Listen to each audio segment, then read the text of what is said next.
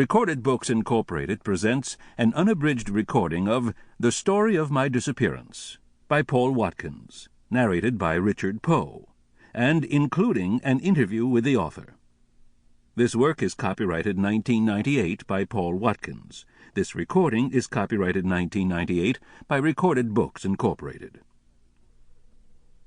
During World War II, German U-boats prowled the coastline of the United States, and an anxious populace watched for them in fear. More than 40 years later, East German spy submarines make forays into territorial waters on missions equally ominous, rendezvousing with well-placed undercover agents in small fishing boats, smuggling goods and information from the West back across the Iron Curtain. Two such moles, recruited by the omnipotent Stasi, their lives no longer their own, are thrown together in a New England fishing village and ultimately find themselves in mortal battle with the sea, the ghosts of the past, and themselves. And now, the story of my disappearance. Chapter 1. It had been a long time since I'd seen a man killed. I was sitting with Suleika in a place called Bad Joe's Bar, down by the docks on Thames Street in Newport, Rhode Island.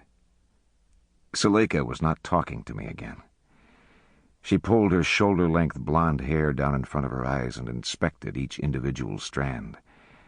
When she did this, I knew she wanted to talk, but I'd have to gouge it out of her.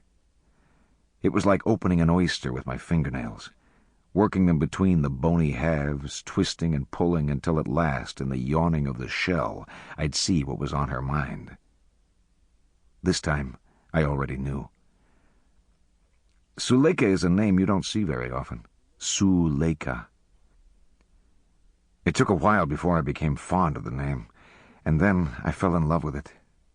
The way the word slipped out of my throat and silenced itself with the ka at the end. Suleika was tall, 6 foot in her oil-stained work boots. She made some people nervous with her height. In winter, her pale skin was clear, but now that the summer was approaching, her freckles had returned. They made her blue eyes stand out more. The blue was ringed with a band of gray, which could be seen most clearly when you glanced at her, not if you focused hard. The only part of her that had suffered from the years out working on the water was her hands. They had lost their delicacy and contained instead a kind of smoothed-out muscularity. It was the same for all of us. Sample complete. Ready to continue?